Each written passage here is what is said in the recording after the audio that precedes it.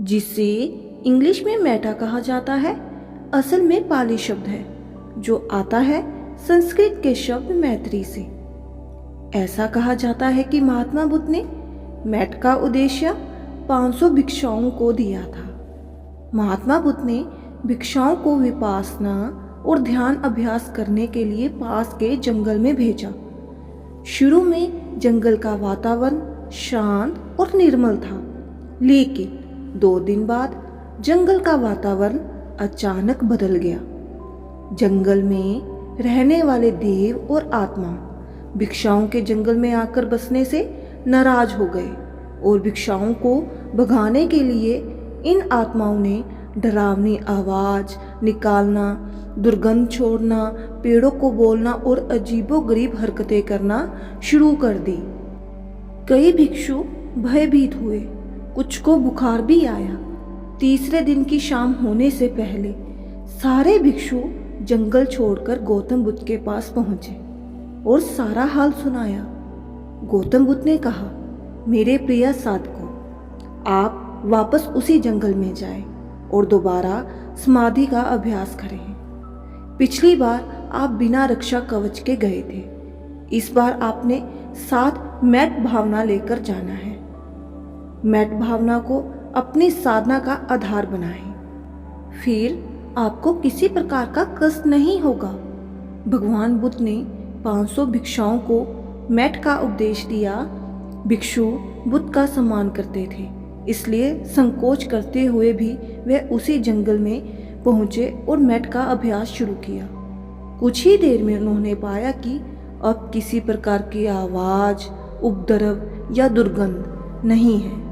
कहा जाता है कि भिक्षुओं की मैट भावना के प्रभाव से देवताओं की नाराजगी और आशंका भिक्षुओं के प्रति सद्भावना में बदल गई। वह प्रसन्न होकर समाधि में मगन भिक्षुओं की रक्षा करने लगे। भगवान बुद्ध ने भिक्षुओं को ऐसा क्या उपदेश दिया? भिक्षुओं समय को इस भावना में स्थिर कर ले कि इस ब्रह्मांड में जितने जीव जंतु हैं, चाहे वे कमजोर हों या ताकतवर, चाहे वे दूर हो या पास, चाहे वे सुंदर हो या बदसूरत, चाहे वे दिखते हों या अदृश्य, चाहे वे जीवित हों या मृत, सारे जीव सुखी हों, आनंदित हों। किसी को दुख, द्वेष, क्रोध और आशंका परेशान ना करे। हम सबके हृदय में प्रेम भरते रहेंगे। सत्य को चाहने वाले भिक्षुओं का यही प्रेम आकाश से लेकर पाताल तक सारे ब्रह्मांड में कुछ होने लगा। कहा जाता है कि भिक्षुओं की इसी मैट भावना से प्रभावित होकर देवताओं का स्वभाव बदल गया। देवताओं की नाराजगी प्रेम और सद्भावना में बदल गई। ये कहानी और उद्देश्य आज के आधुनिक जीवन में कैसे मेल खाती है? जंगल की आत्माएं मतलब नेगेटिव थॉट्स जो आपको बिना मतलब परेशान करते हैं। आप आनंदित रहना चाहते हो, अपने काम पर फोकस करना चाहते हो, लेकिन एक बार किसी से बहस हो जाए या कोई जानबूझकर आपको ताना मार दे या खुद आपसे कोई गलती हो जाए, तो उसके बाद नेगेटिव विचार बहुत परेशान करते हैं। हम चाहकर भी शांत नहीं हो पाते हैं और पूरा दिन निकल जाता है। ये मेटा या मैट कैसे काम करता है? इस प्रकार की टीचिंग या उपदेश हर विकसित संस्कृति में होती है। सबसे पहले इस बात को समझिए कि एक बार गलती करते हैं और एक बार सजा भुगतते हैं, लेकिन इंसान एक बार गलती करता है और 100 बार उसे अपने मन में दोहराता है, यानी 100 बार सजा भुगतता है। हम हमेशा दूसरों को जज करते हैं, दूसरों में गलतियां निकालते हैं, क्योंकि हम कभी खुद को माफ नहीं कर पाते। हम दूसरों से इसलिए परेशान होते हैं क्योंकि हम सबसे पहले खुद से परेशान रहते हैं। दूसरे शब्दों में, all hate in the world is the result of self hate.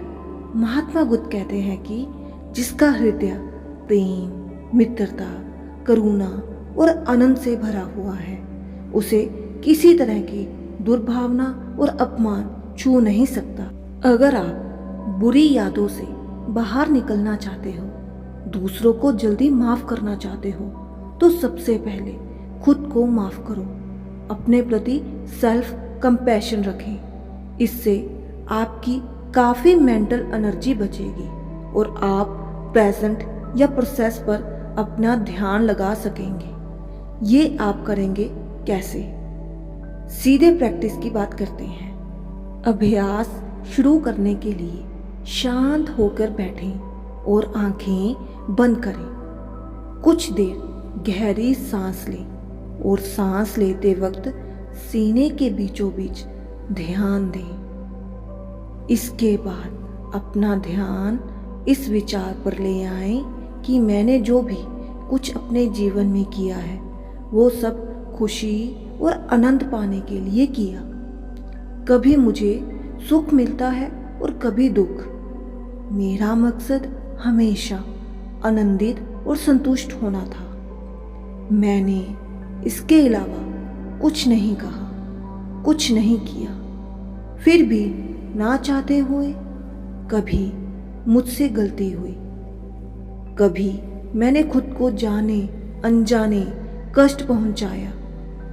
मेरी सारी गलतियों के लिए खुद को माफ करता हूँ। इन भावनाओं को दिमाग में रखकर हर गहरी सांस लेने के साथ अपने मन में दोहराएं। मैं आनंदित हूँ, मैं स्वस्थ हूँ, मैं शांत हूँ, मैं स्थिर हूँ। इसके बाद अपने नज़दीकी व्यक्ति या दोस्त को याद कीजिए और वापस यही भावनाएं महसूस कीजिए कि वह भी इस जीवन में आनंद पाना चाहते हैं। कभी सफल होते हैं, कभी नहीं हो पाते। आप उनके लिए यही सहानुभूति रखकर अपने मन में दोहराएं। आप आनंदित हो, आप स्वस्थ हो, आप शांत हो, आप स्थिर हो। इसके बाद आप उन व्यक्ति को याद करो जिसने आपको नुकसान पहुंचाया है, जो आपको पसंद नहीं है, जो कभी अपनी गलती स्वीकार नहीं करता। आप सोचिए और देखिए कि यह व्यक्ति भी अपने जीवन में केवल आनंद और खुशी चाहता है और खुशी पाने के लिए अपने तरीकों पर चल रहा है। हम सब की तरह भी यह कभी सफल होता है, कभी असफल रहता है, कभी भी खुद को अनजाने में कष्ट देता है। इसके जीवन में भी वही संघर्ष है जो हम सबके जीवन में है। इस प्रकार इस व्यक्ति के प्रति सहानुभूति रखते हुए अपने मन में दोहराएं। आप आनंदित हो, आप स्वस्थ हो, आप शांत हो, आप स्थिर हो। आपको इस अभ्यास में अपने दुश्मन को पसंद करने की जरूरत नहीं है, ना ही उसकी गलतियों को नज़रअंदाज करना है। आपको उसके लिए वही कंपैशन महसूस करना है जो आप खुद के लिए करते हैं। महात्मा बुद्ध कहते हैं कि आपका विशाल हृदय सब जीवों के प्रति शुभ भावना और शुभ कामना रखने के काबिल है। आपके हृदय में किसी के प्रति कोई शिकायत रखने की जगह नहीं है। इस अभ्यास के बाद आप शांति से 5 मिनट बैठिए, अपनी सांस पर ध्यान दीजिए।